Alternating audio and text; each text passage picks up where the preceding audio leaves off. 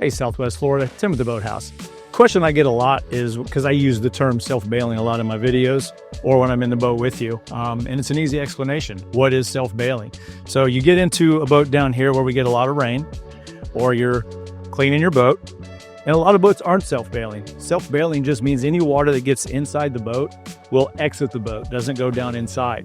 So how that happens is with these two fittings right here. These two fittings in the floor, any water that gets in here from raining, or if I'm washing the boat, I'm in here scrubbing, any water that I'm putting in here is going to get channeled back to these overboard drains.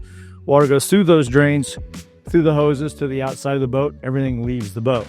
You still have a bilge pump, you still have an automatic float switch because you still have a bilge area, but you're basically nothing on this top deck is going to go into the hull like a lot of boats that are non-self-bailing. You get caught in the rain or you're hosing it, your boat's basically a funnel and every drop of that water goes down into the bilge and you're relying on your bilge pump to kick it overboard. Adds a lot of weight to your boat, burn more fuel, take longer to get up on plane. This just eliminates all of those worries from the get-go. So again, Tim at the Boathouse, hope that explains self-bailing a little bit for you. Looking forward to meeting you, and we'll see you soon.